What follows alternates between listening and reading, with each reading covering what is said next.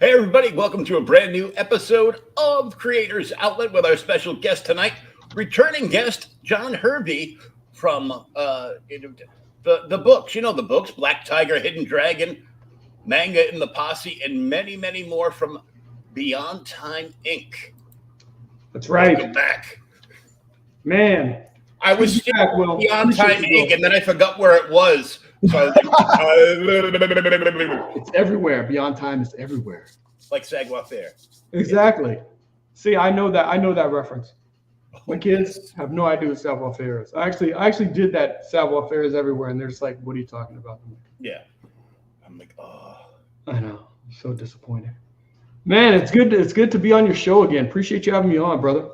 Yeah, well, you know, I had to have you back on after we made Chris get in a red dress on the Sugar Chris and Sim show there. Yeah, that was unexpected history.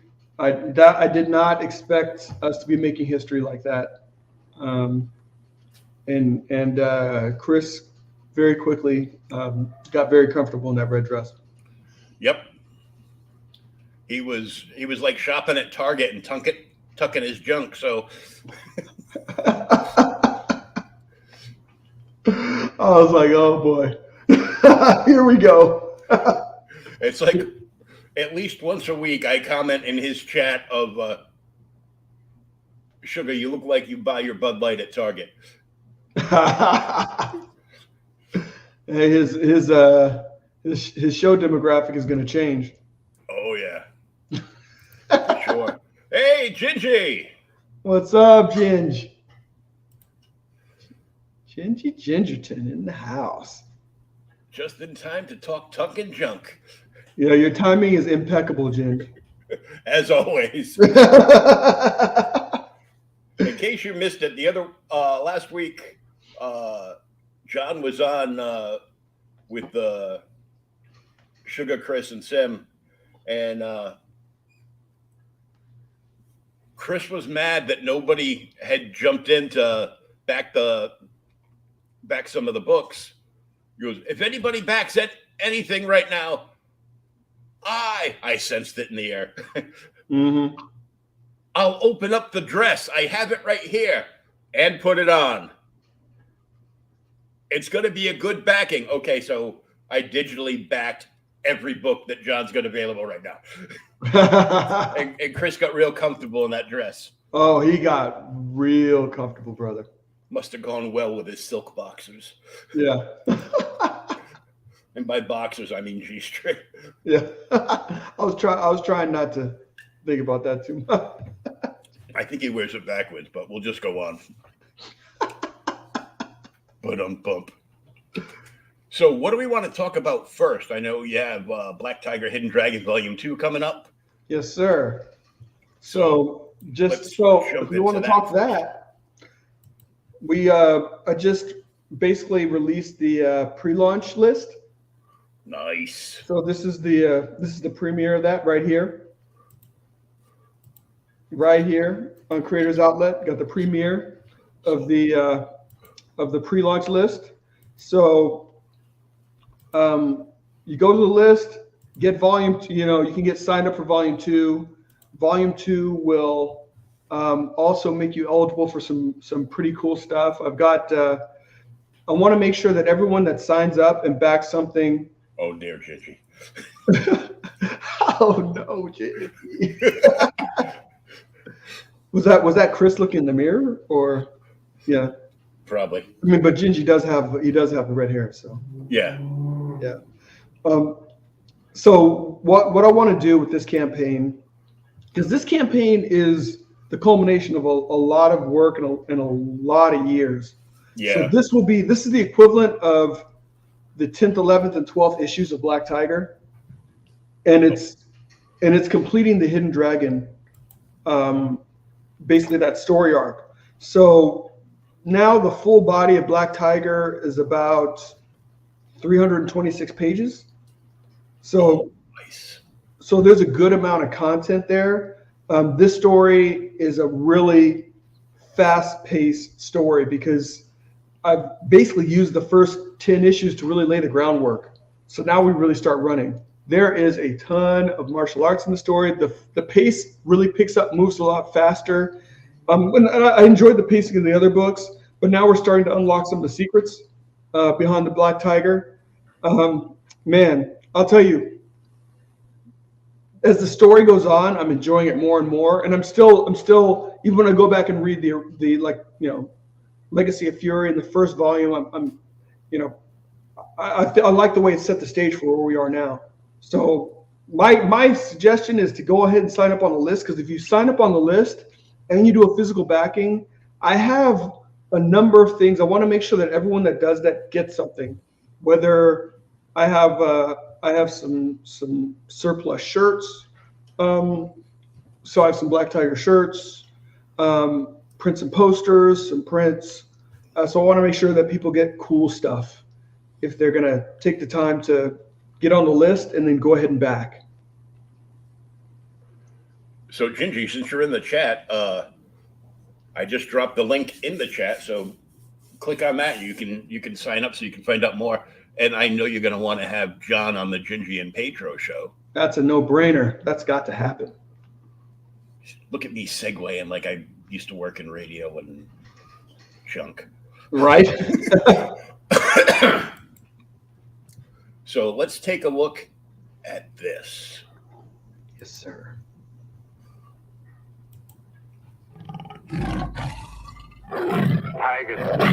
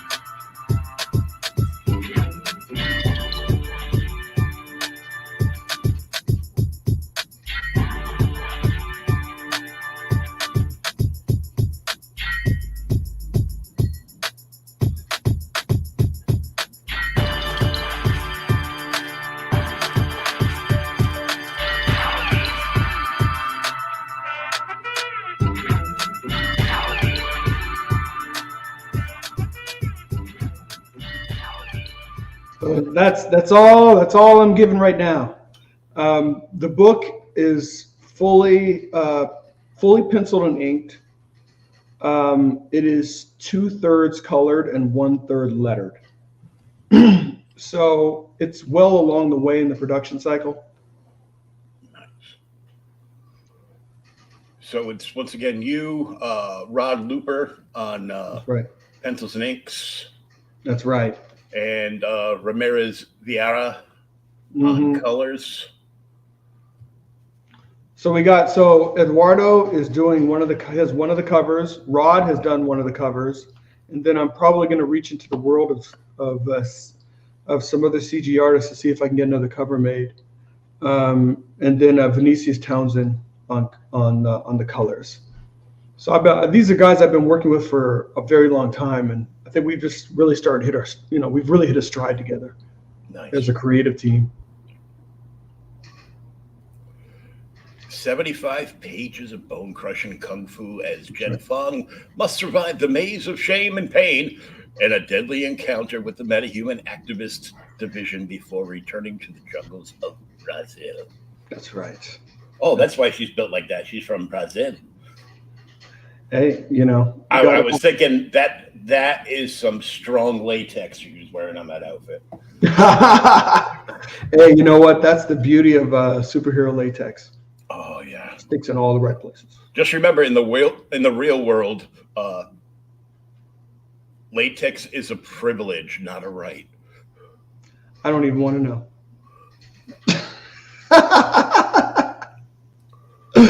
Look, I don't play in the real world. When a 400-pound woman gets into a size 5 latex outfit, and okay, then goes amen. clubbing, there we go. Those are facts. Those are absolute facts. It is absolutely a privilege. I'm on board with that. I'm sorry, ladies, but if you don't know the difference between thick and fat, I'm fat, I will not be wearing latex, and I always wear something a size too big for me to fool myself. And yeah, it looks like I lost a couple of pounds. That's a size 7 shirt. Of course, you look like you lost some weight.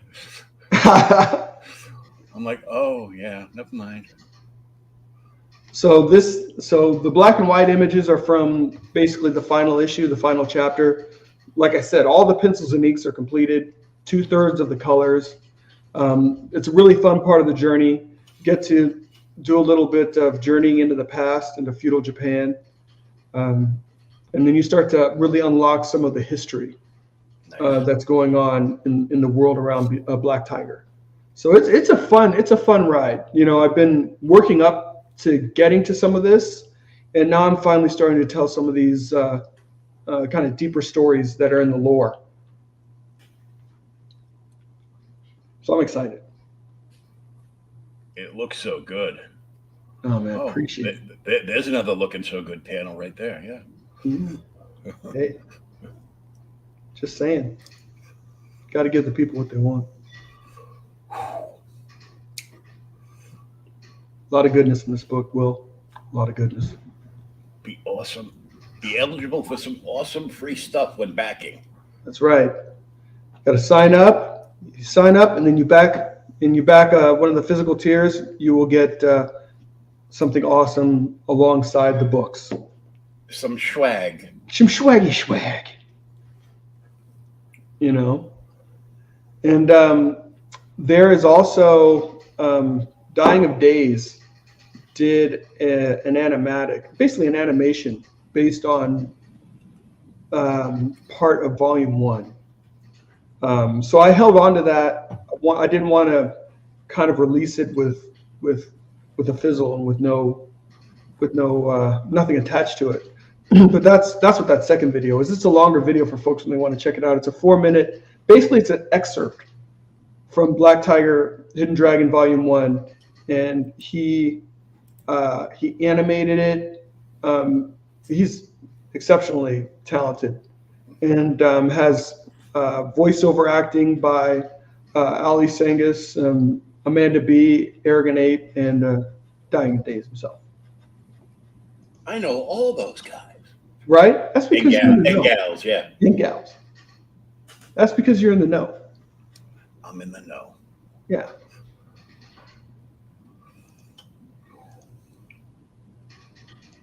Very cool. That is just sweet. Yeah, I'm very happy, and anyone that has backed any of my prior projects, they know that along with writing, I'm very much a comic book fight choreographer.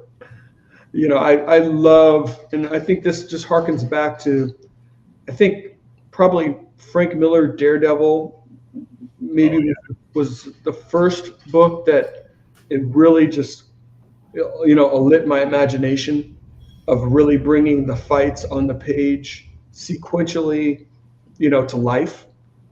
Yeah. And I've always loved that, so I always attempt to do that in all the books that I get to have the opportunity to write and create.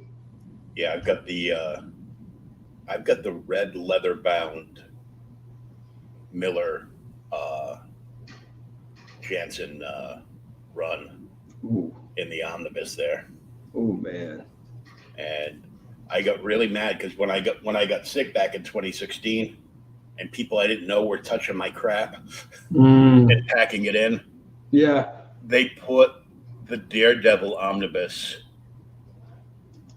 with the spine up instead of the spine down. Come on. And it tore. So. Oh, come on, people. Yeah. So at some point, I'm going to get that repaired professionally because I spent cover price on that when it came out because I had to have it. Yeah. That's a shame. That's an absolute shame.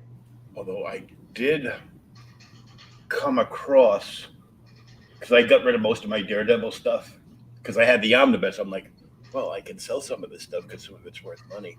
I came across the first appearance of Elektra. Oh, did you? Yeah, just sitting in my box, and my girlfriend had listed up like a whole bunch of books. It listed like, volumes and numbers, and did like all these pictures and everything. Did like a lot of work, like listening. Goes, well, that's all well and nice, but do you have this number? And she told me, and I'm like, guaranteed. That's guaranteed. Yeah, guaranteed. This guy's a dealer, and that's a huge key, and he's got a buyer looking for that that's going to pay him top dollar. Yep. So he's going to offer us like $20 for it. I'm like, yeah, he's trying to see if you have no idea what you have. Yeah, and I'm like, no, block.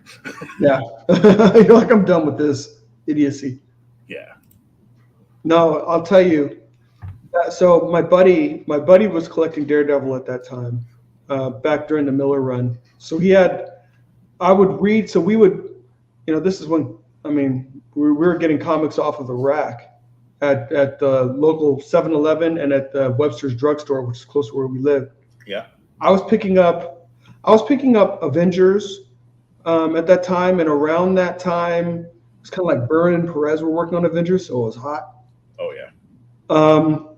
My buddy was picking up Miller's Frank Miller Daredevil, and it's funny. I wasn't like a big Daredevil guy, but the story was just so good. And it's one of those things like how like you remember where you were when certain things happened.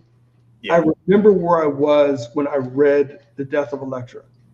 I was in his room. Him and his brother shared a room. I was sitting on his brother's bed in the top bunk because he was on the bottom bunk reading the comics that I had gotten. And I was reading it, and I was just blown away, and I couldn't believe it. And I was just like, no way. Mm-hmm. And the crazy thing back then, though, was like, so even going to like the drugstore where we got books, they had no consistency in the way they purchased books. So, whoever's purchasing the books, they buy whatever they get. They didn't get the next Daredevil. We went to a couple 7-Elevens. We actually found it, but it was hard work. It wasn't like today. It was just like you had to try and find. There were a few bookstores in LA and they were kind of like more like newsstandy. Yeah. Carried books. So we ended up getting a ride with his cousin, a whole ordeal. And plus you're going there, you don't even know if they're going to have it.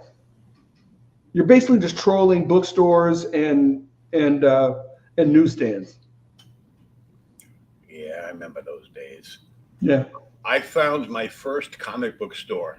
I ended up working there multiple times, and now I can't go there because they are not handicap accessible. So that and modern comics. When they turned Batman into an SJW, I was like, I'm out.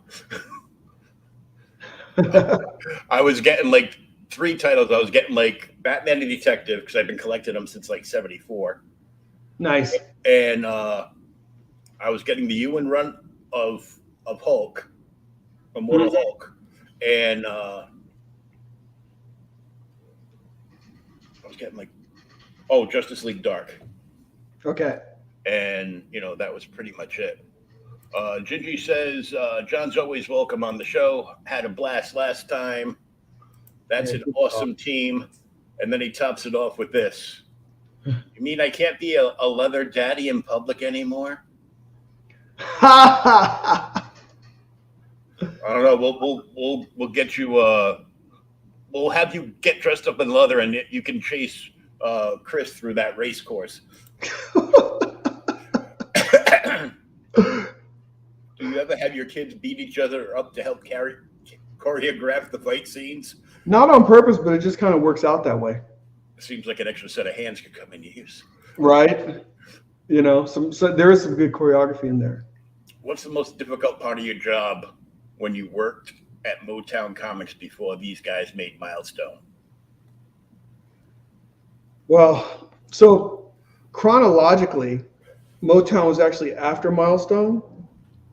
So Milestone had already done its thing.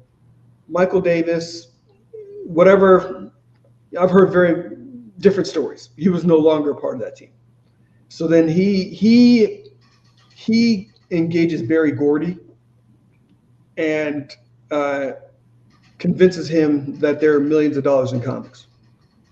Ergo, Motown Animation is formed. I'll tell you, one of the toughest things working there was so where we worked in downtown, well, it wasn't downtown, it was the La Brea area of Los Angeles.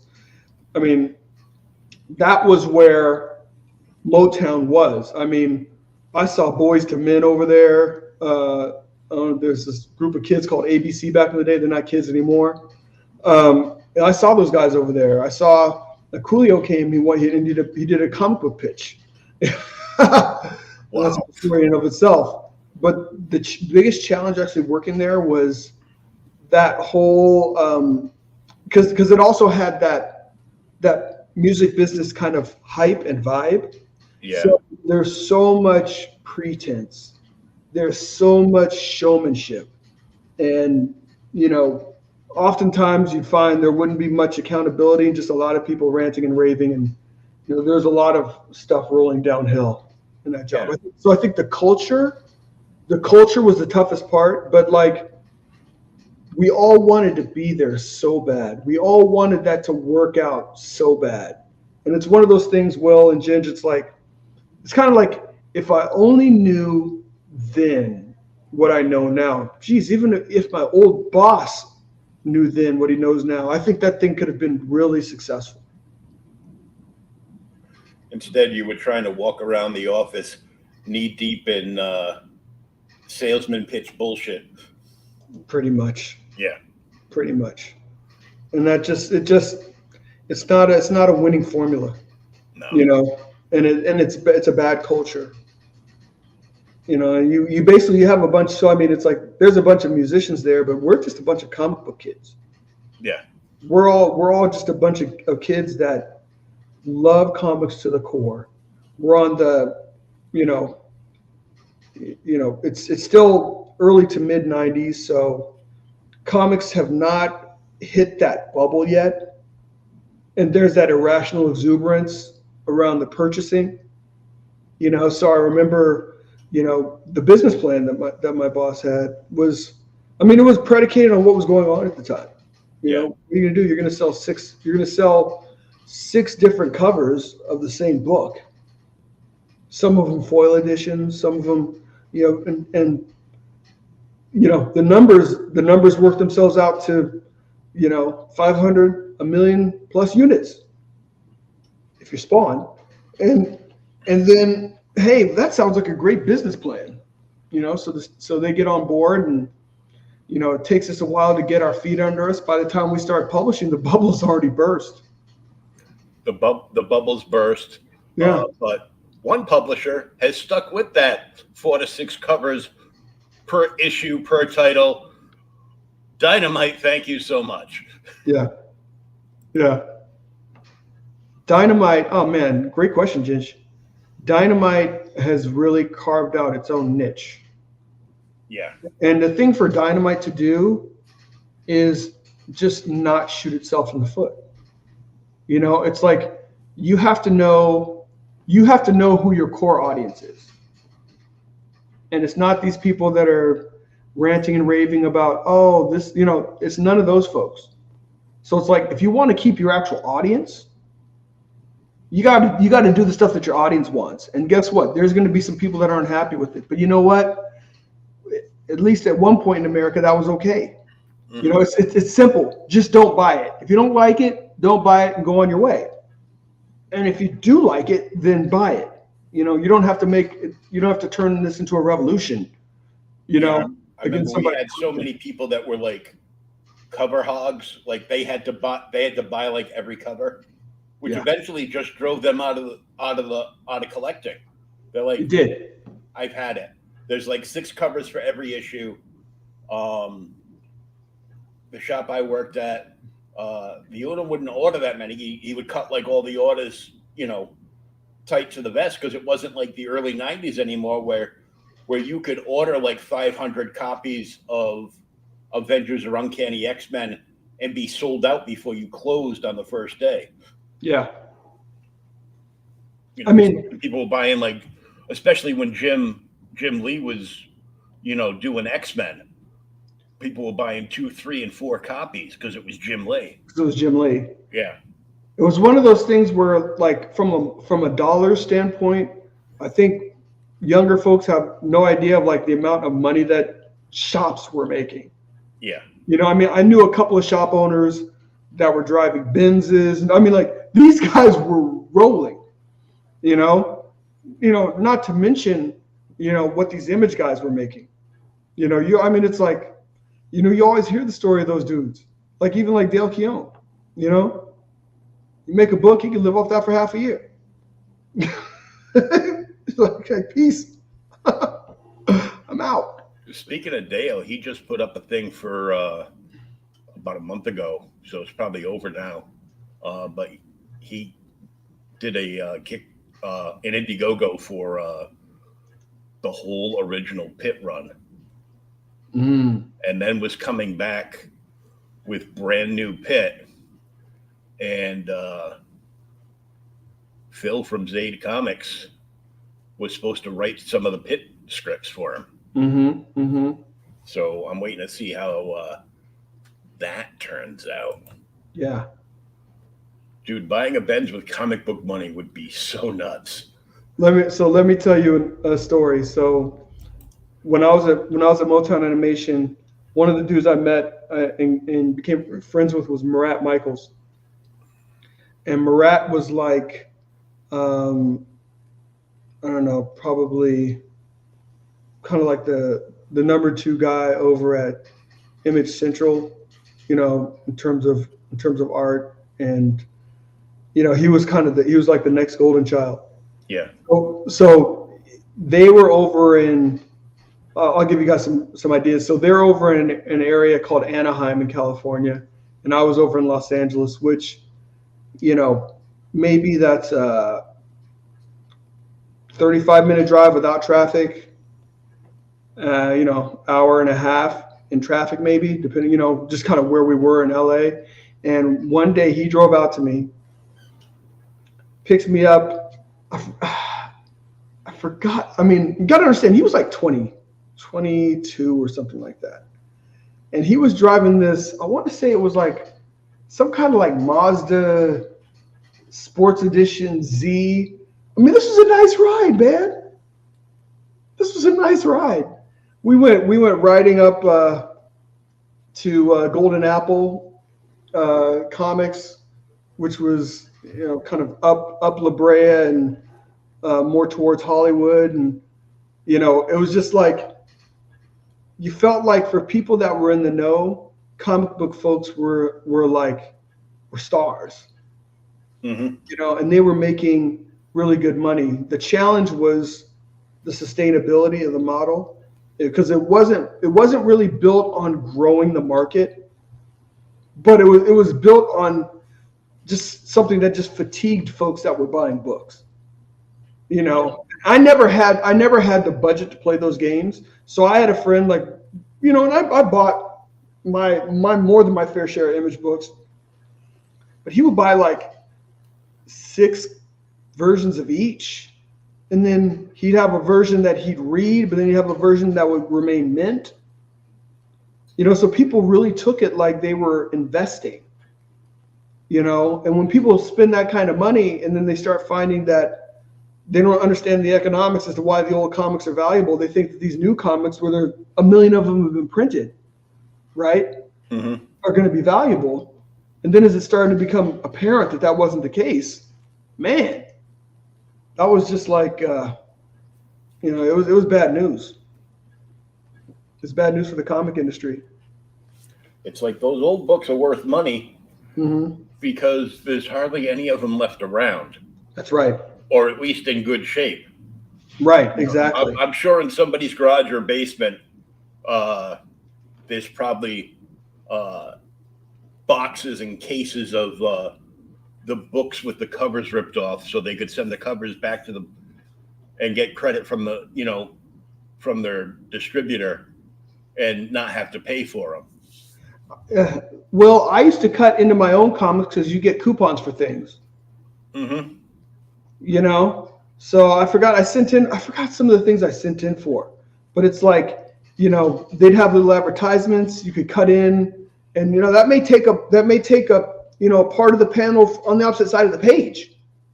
Oh yeah, you know, away from you. You know, when you do that.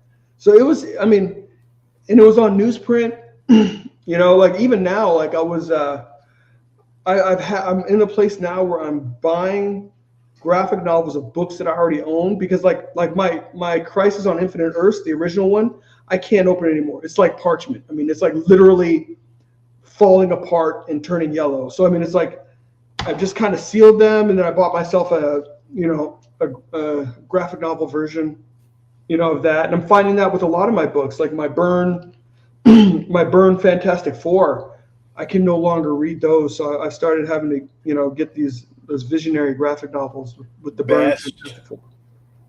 Run of FF minus the King. Yeah. That Byrne run. Yeah. That Byrne run is, I mean, it's exactly, I mean, that made FF the greatest comic in the world again. Yep. Flat out.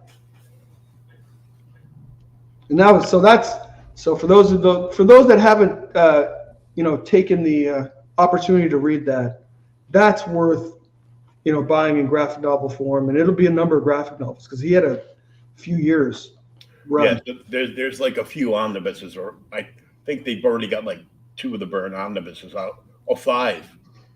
Yeah, that sounds right. So my co-host for the Boomer Show, where we go through and do old comics, and he lives in rural Georgia, so it's like an hour and a half drive to like the closest shop near him. So he orders all his stuff through Discount Comic Book Service online. Gotcha. Okay. When they first solicit a trade or an omnibus, that's why he buys through them, because he's basically buying as if he was his own store. Hey, that's pretty cool. That's the price break you get. You get like 40 to 60% off. And when they release another big trade or omnibus through the first listing of it, you can get it for half price. Oh, geez.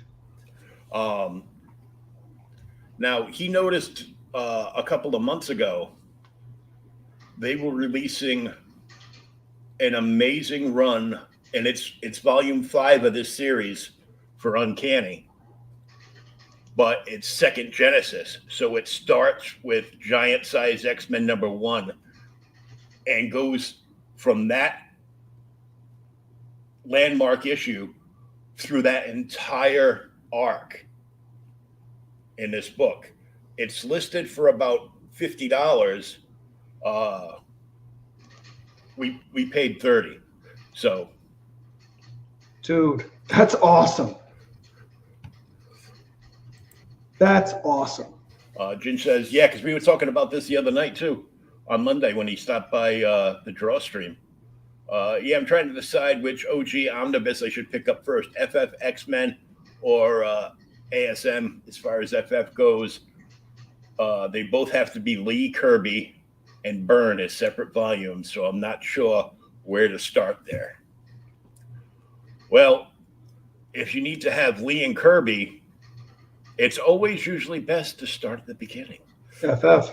So get the very first one. You get, in that volume, you get the first appearance of Galactus, Silver Surfer, Doctor Doom.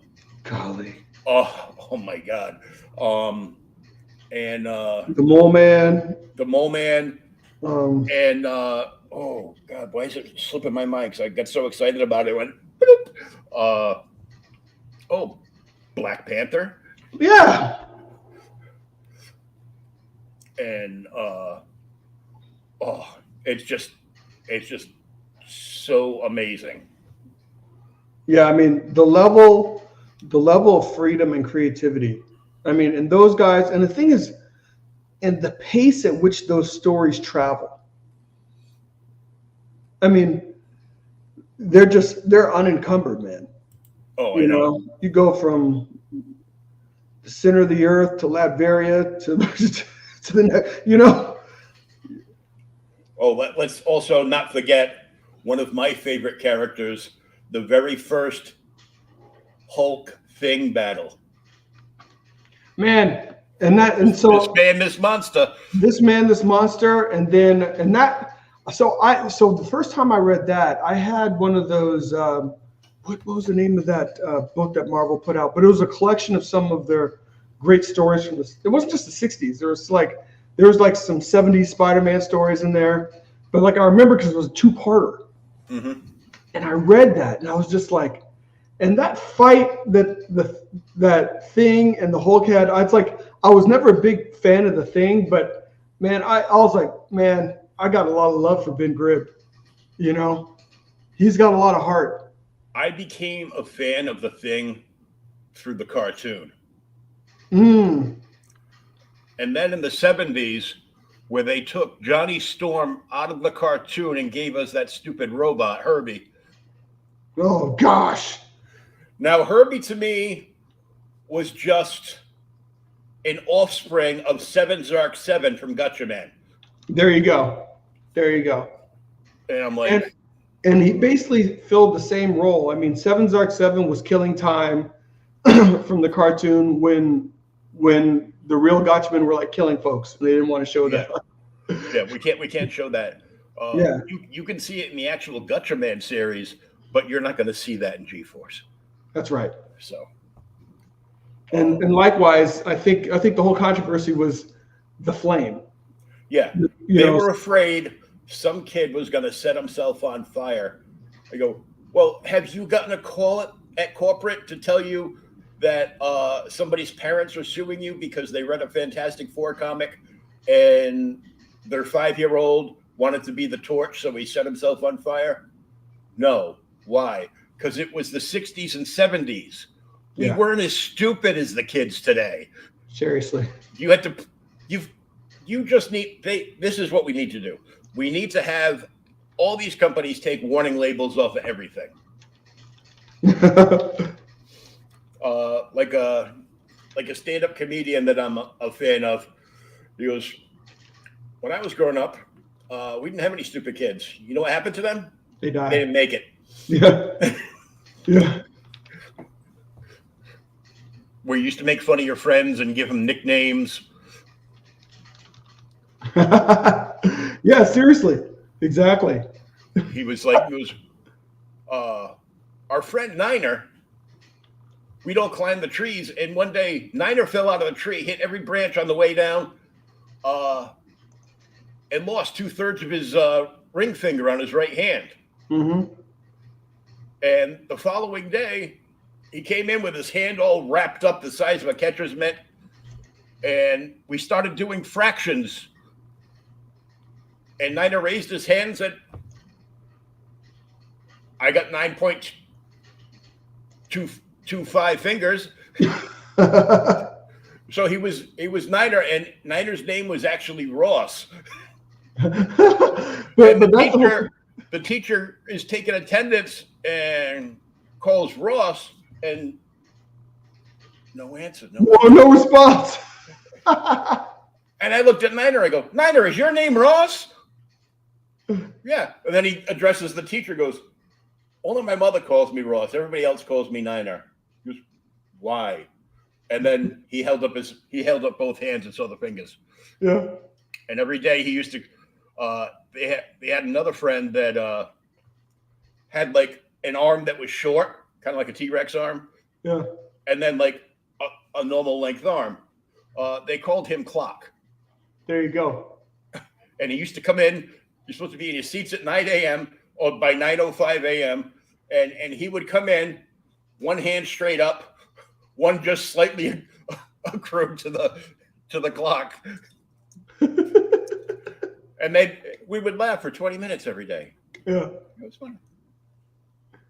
It's a different day and age, man. Oh yeah. It's an absolutely different day and age. Oh God. And it's not doing people any favors. No, it's making them worse. Yeah. I saw this girl addressing complaints on like one of her videos that she was telling the truth on, and we're going to really quickly throw this NSFW warning up there. As she responded to the complaint on her video,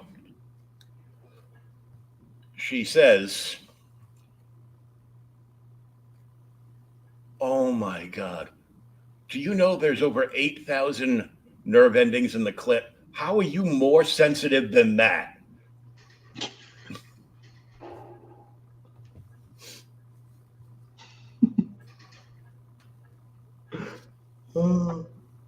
That probably wasn't well received. It was by me. I shared it like 12 times. Yeah. So Sure. you've also got the Magna and the Posse still up on Indiegogo too, right? I do. I still have Magna and the Posse up. My intention is to probably, I want to start using Fund My Comic. I haven't used that yet. Mm-hmm. So I may just leave that up there and then open up some pages on Fund My Comic for some of those properties as well. Still trying to kind of figure out my strategy in that regard. And here it is. Here it is. Here it be. The very campaign that put Chris into address. That's right. Thanks to you, my friend Will. I backed the current library on the digital side, which made Sugar Chris, have to open up the red dress he ordered off of Amazon. And then he started stripping down and putting on the red dress on stream. Brother, he just needed a special occasion. That's all. He just and you gave him what he needed, which was a special occasion to get in that red dress. Oh yeah. So Magna and the Posse is in demand. 3 graphic novels, 2 story arcs, 1 universe. That's right. And 1 hot ass ginger girl. See, Ginge knows, man. I've never thrown any shade or hate that way. Never. Nope. Never. I throw a lot of shade at Hollywood with Hollyweird. their war on gingers. They have a war on a lot of things right now, though. Yeah, You they're know? trying to. They're when you stop battles on every front, it's only a matter of the time before you crash and burn. Yeah, I mean, they seem to be waging. Maybe I shouldn't go there, but they seem to be waging a war against heterosexuality as well. Oh yeah, And it's, I don't know. To me, they just need to lose a lot of money. That's the only way there'll be any kind of impact. They just need to lose a lot of money. yeah. Well, I mean, Bud Light started them off. Wow, and they're still taking it on the chin, which is awesome. Yeah, You I know? understand how Bud Light likes it. But once again, it comes down to understanding who your actual customers are. Yep. And if somebody that isn't in your customer base is chirping, who cares? Yep. Why do you care? You have people that are self-righteous.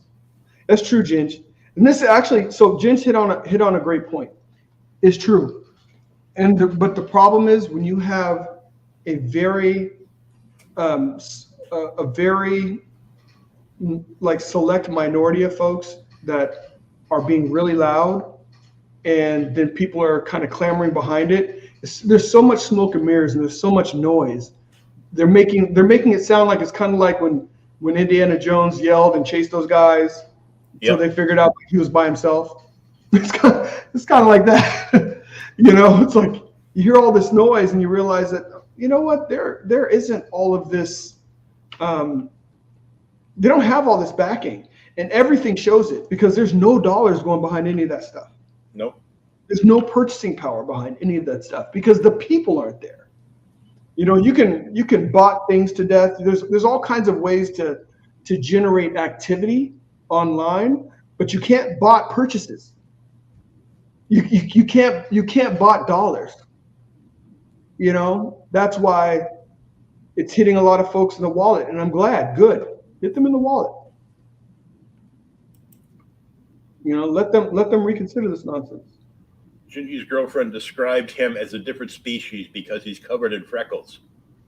Yes. Well, tell her she can fix that problem. She just has to lick off all the freckles.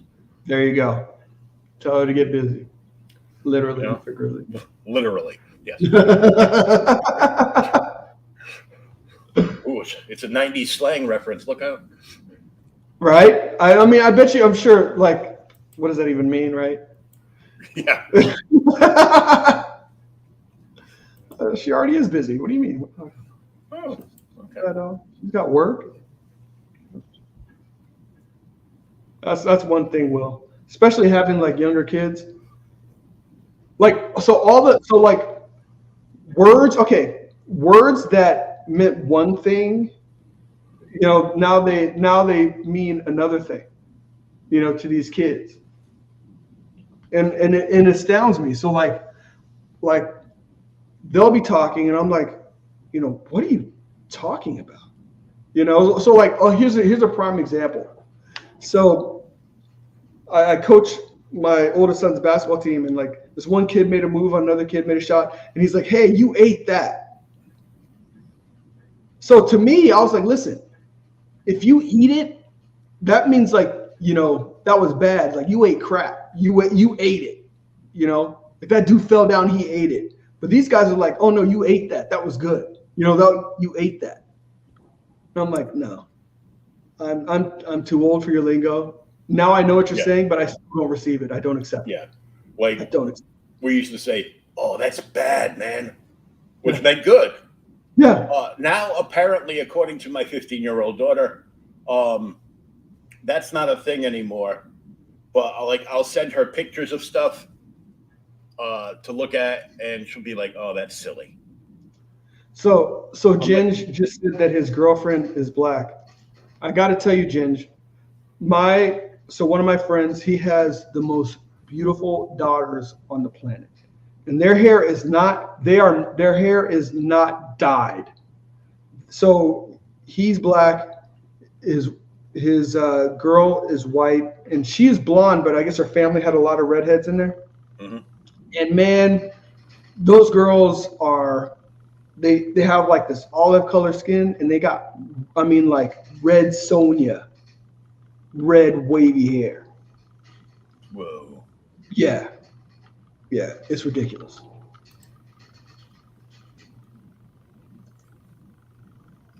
Well, you never know. As long as they come out with Morgan Freeman's paycheck. Seriously. You know.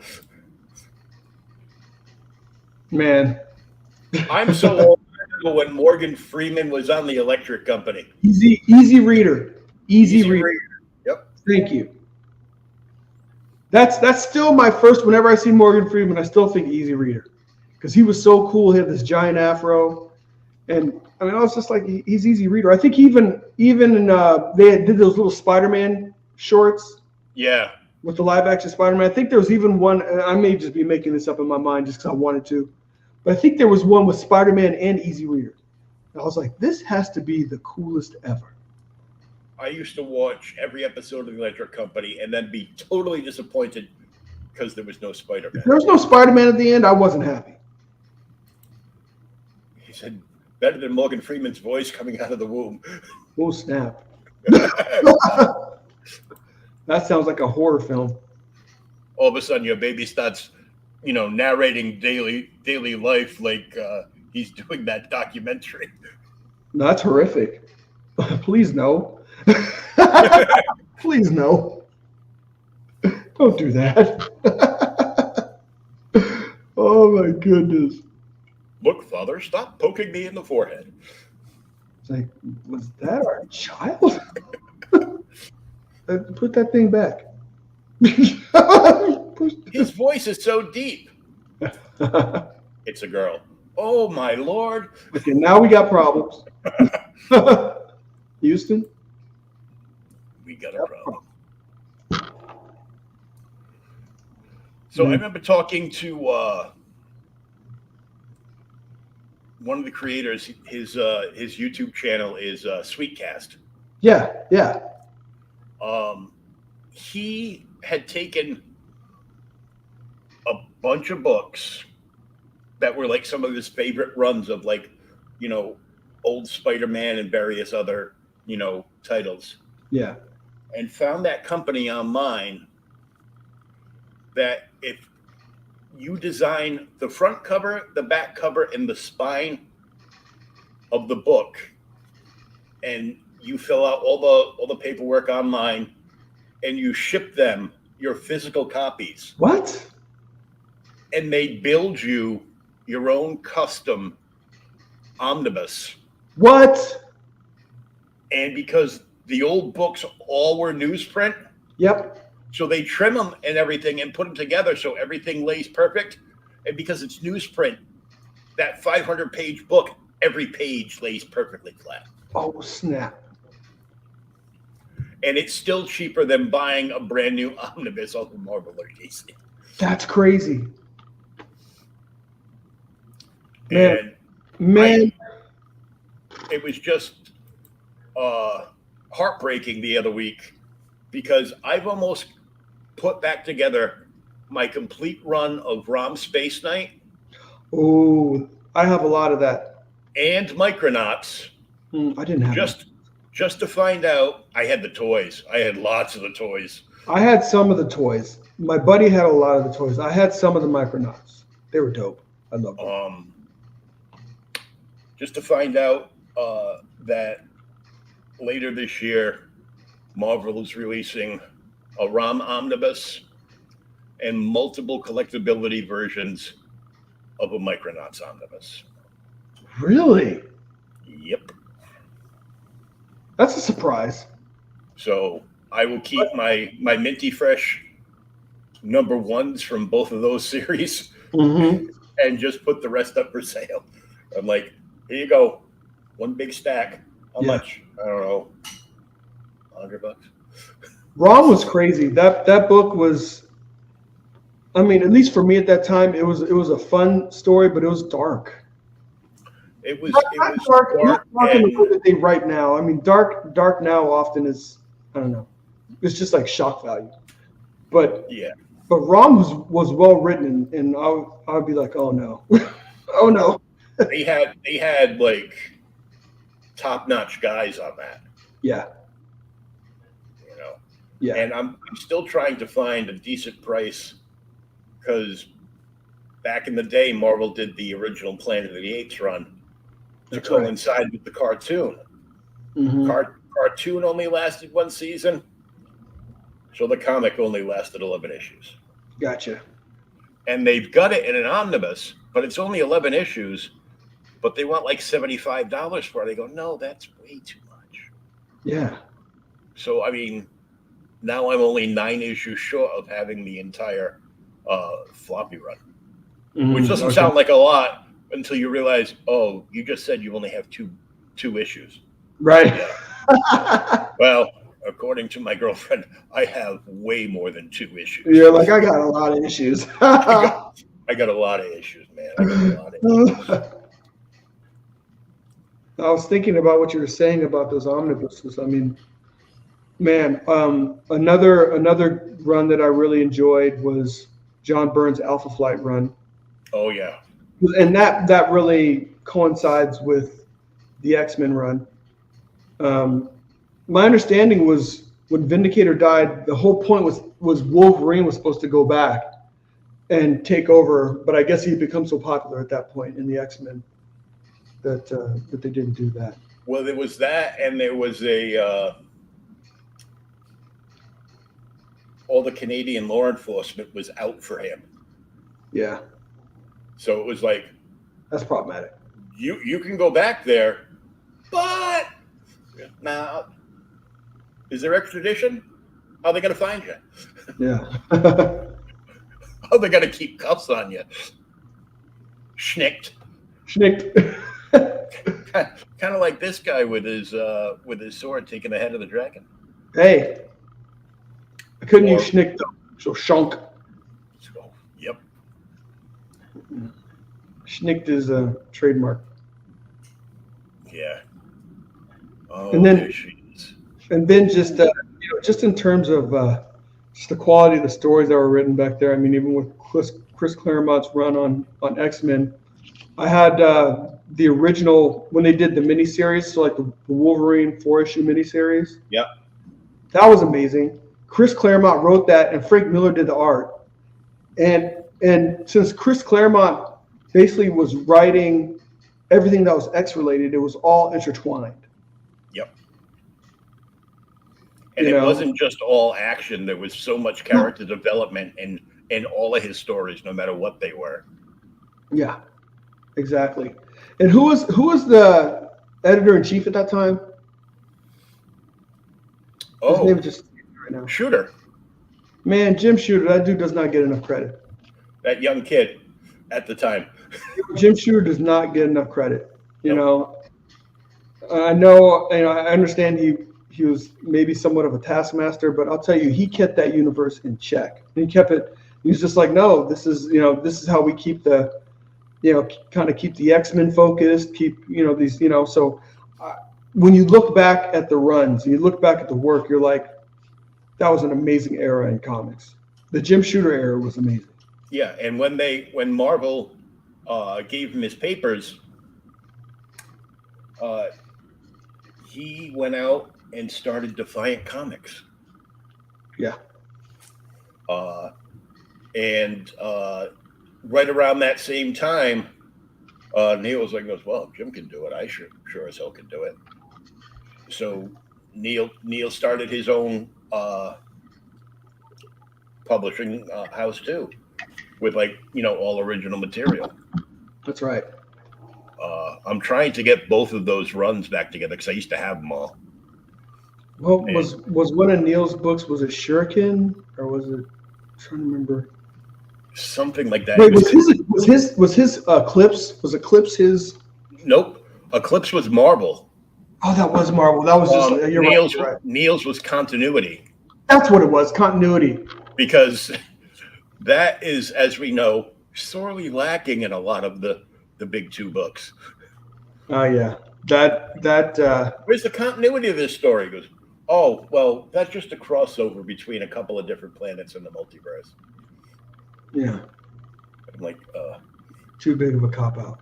And the multiverse, like DC was the one that had the big multiverse back in the day, which is why they did Crisis on Infinite Earths. Yeah. Which I actually have the slipcase edition of that. Do you? I have the Era slipcase edition of that because the sub-story with the evil guy that turned into the sort of a good guy, Pariah. Yeah. Like the whole story that followed him and Harbinger and stuff was at the bottom of the pages. And they screwed up the original print run of that book. And they put the same panel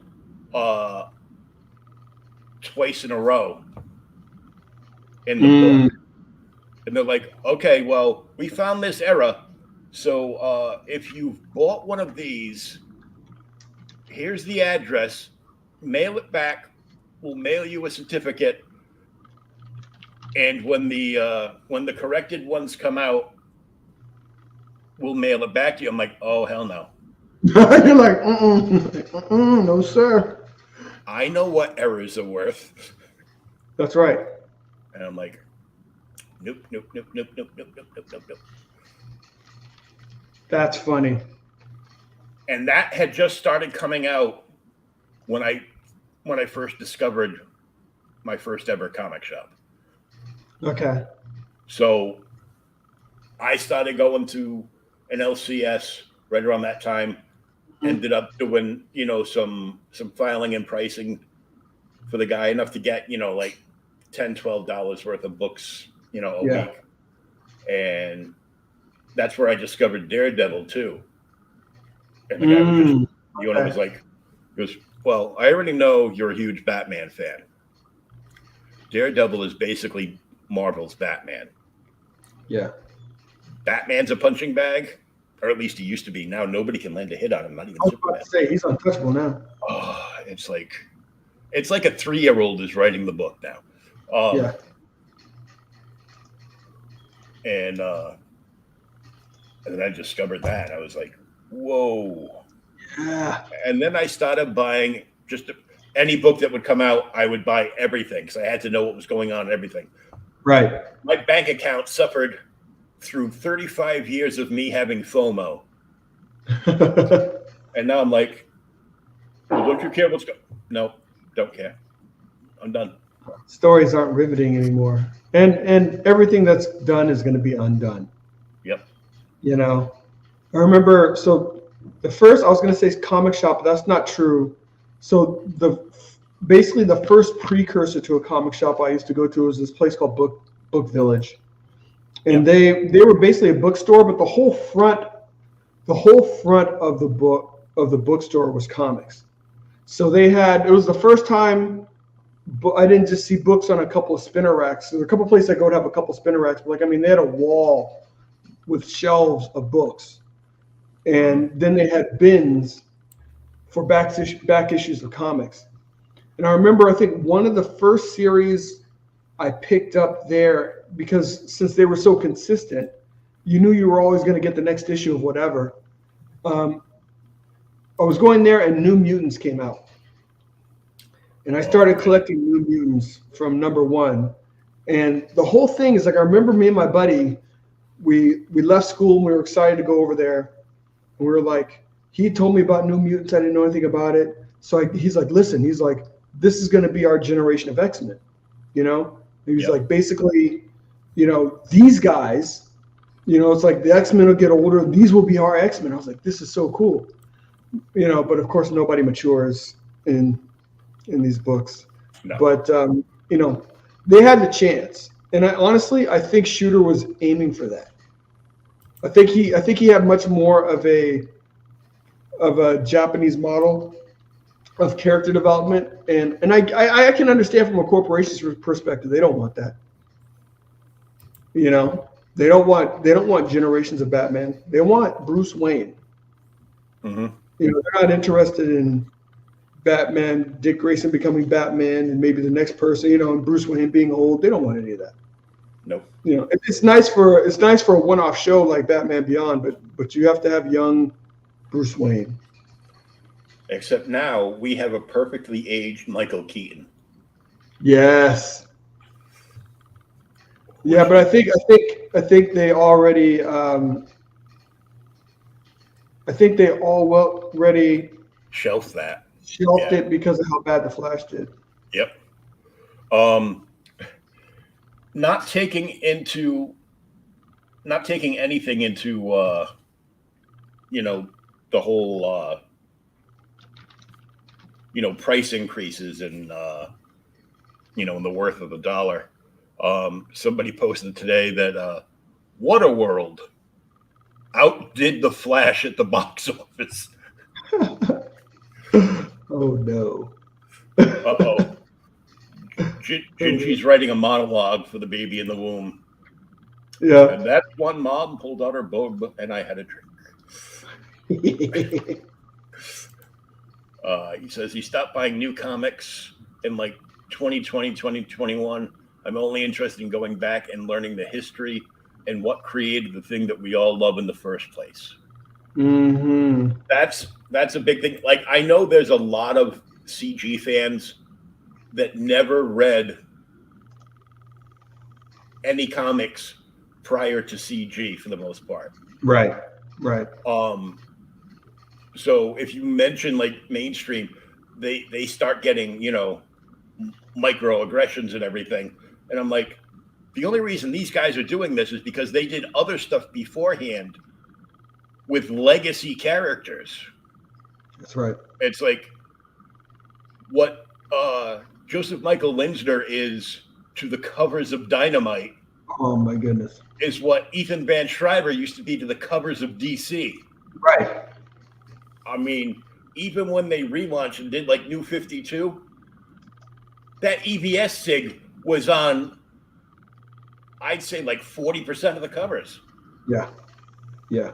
And another one to really, kick him in the can is some of Art Germ's earliest work was doing the first few covers on the New 52 Captain Atom series. That I didn't know. I was like, the art on these is so good. And then I realized, I go, wait a minute. This looks something like that. And then I looked and I'm like, yep. Really? So it's like 4 or 5 issues, like in the beginning of the run. I think there was one he didn't do, and then he came back and did like 2 more. So it was like maybe like 1 through 3, skipped 4, and did like 5 and 6 or something like that. Okay. Yeah, EBS John's Green Lantern was something I read back in the day, and it blew me away. Ivan Rice was the colorist, and he's one of my favorites still today. Yeah. I got so upset because EBS was booked at a show here in Mass, and I had met him like years prior at Boston Comic-Con before it became Fan Expo. Why did it become Fan Expo? Because they don't give a damn about the comics. They're just there to cash in on celebrities. Yeah. It's a pop culture venue. It's not a Comic-Con. Pop culture.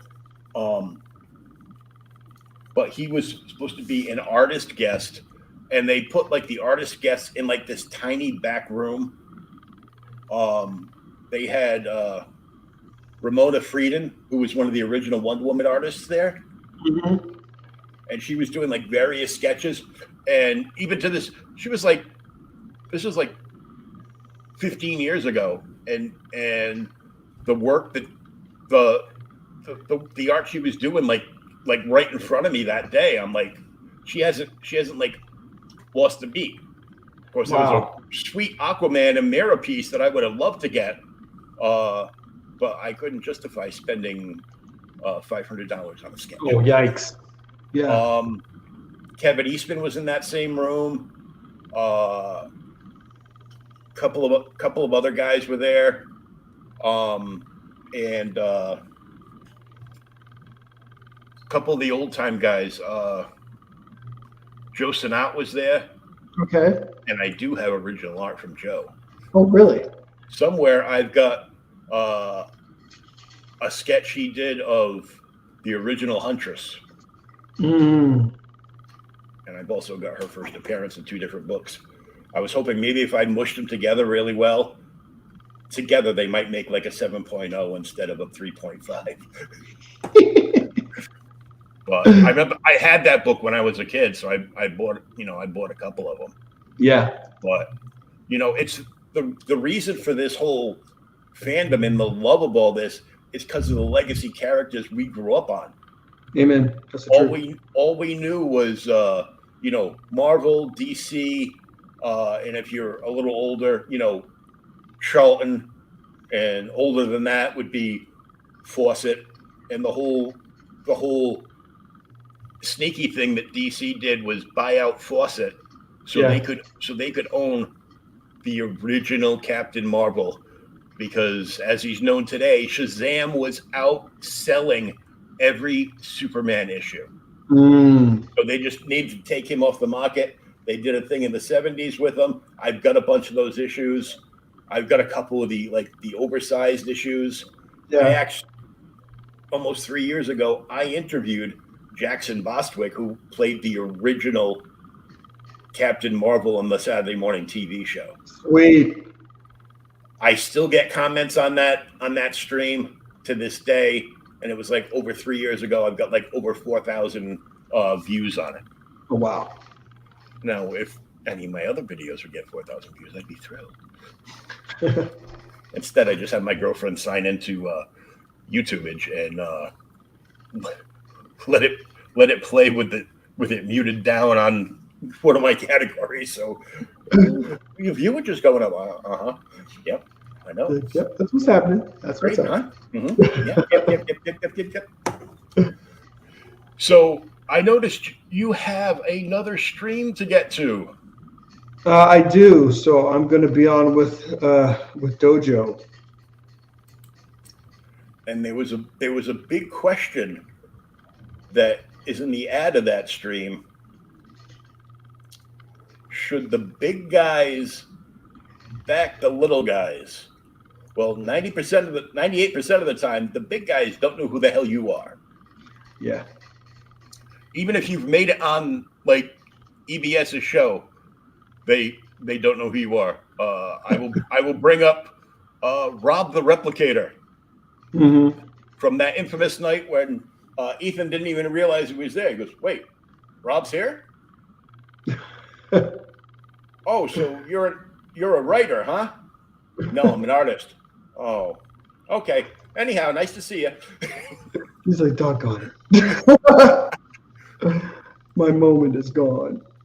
Dojo rocks. Great show, guys. John, if you want to come on my show, I'll hit you up and we'll find a date for you, bro. Yeah, no doubt. No doubt. I will definitely do that. Well, thanks for joining us, and we'll keep plugging it out. When does the new volume go live? Great question. We're pretty far along in the production process. What I'm trying to do now is just garner hopefully some pre-launch interest. I don't know, honestly. I mean, I just don't know what that exactly is going to look like. You know, I'm hoping to have a good amount of folks on board ahead of time, and hopefully not allow us to, you know, have some traction when we launch. But you know, those things are a lot easier said than done. So right now, what I'm doing is I'm plodding along with the production, because one of the things I've always, I don't know, I've always known that it's a risk for folks to purchase books from crowdfunding. So I wanted to take at least one of the risk factors away. And that risk factor is that the book doesn't get produced.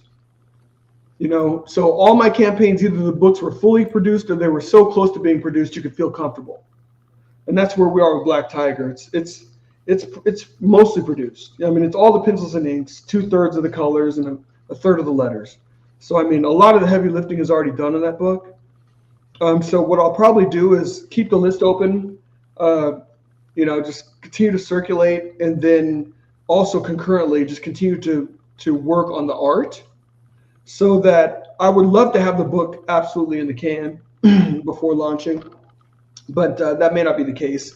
But at least by the time, be in a place where I feel comfortable that by the time the campaign is over, that the books will be, you know, in the can, you know, and I'm hoping that there's some appreciation for that.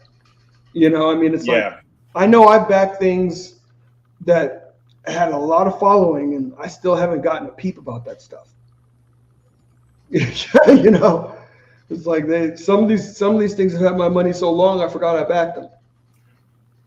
Here's a pun in a dig. Some campaigns make you want to go to war. Yeah, let's go. Did he just say war campaign? I don't think so. Uh-oh. That's not what it said. Yeah, I know there's like with everything that's been going on for like the last few years, there's like, you know, paper shortages or businesses that you were supposed to go through closed down. And by the time you get everything together, I know Passion had this problem that basically the shipping costs more than doubled from the close of his campaign to now. And they went through so many problems, but now people are, you know, getting antsy. I talk to him all the time over on TikTok, and the brothers Zaid were a little miffed that Passion was talking to me about the book shipping and not them. I'm like, well, you know, I got to hunt stuff down to know what's going on, because I'm old and I sleep through the day sometimes. But I know he's getting money in and circulating around, and they're trying to, until they're all out, he's trying to get like 20 or 30 a day mailed. Then he's got work and he just moved and everything else. Yeah. I know I'm waiting. Aria just is just setting out his tailless to U.S. backers now. All the UK backers got it, and it looks fantastic. Yeah. And there's like a few other books I've got coming in, but yeah, I get like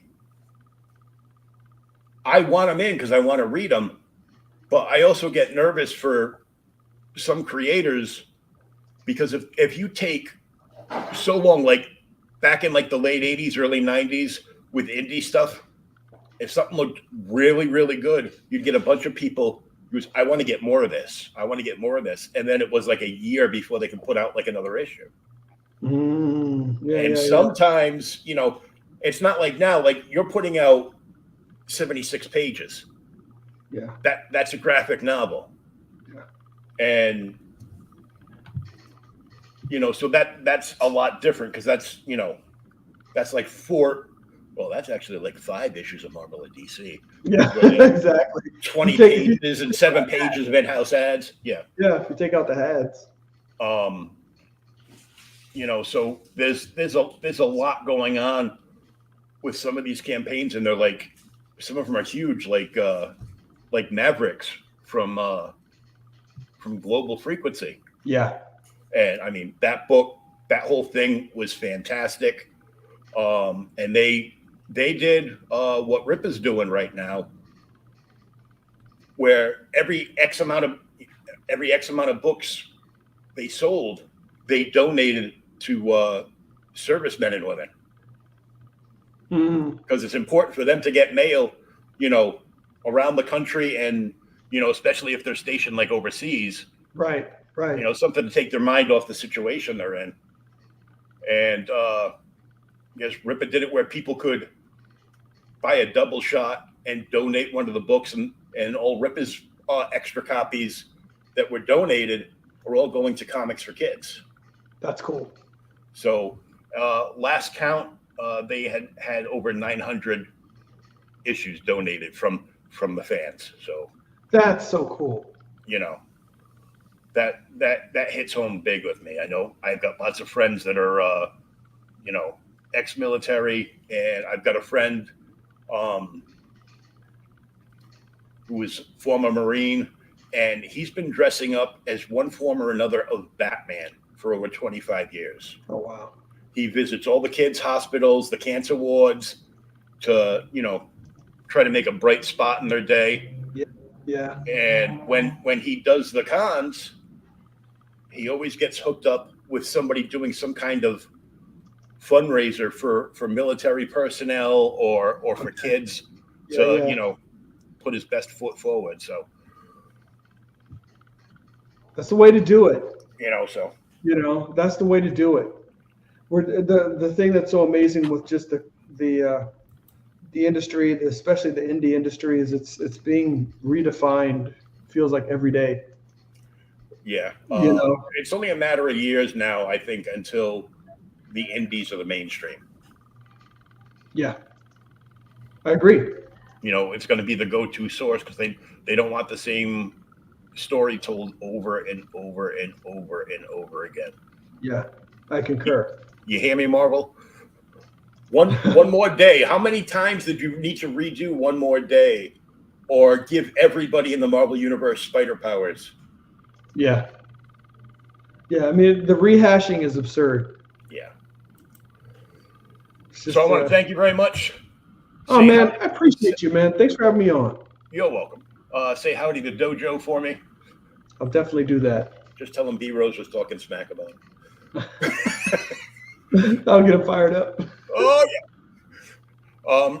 Make sure you go check out Beyond Time Inc. on Twitter. That's right.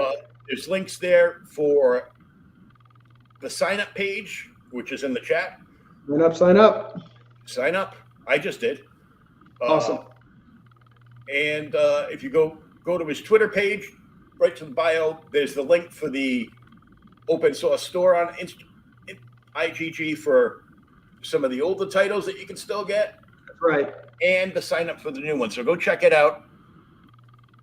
And I'm gonna go read some Beyond Time Inc. because That's right. You got some Magna to read. I got some definite Magna to read. 6 issues, in fact. Yeah, I might be stuck staring at certain pictures, but Hey, no judgment here. it is what it is. Hey, it's the love of the ginger. Oh yeah. So have a great night. We'll talk to you soon, and go check out these books.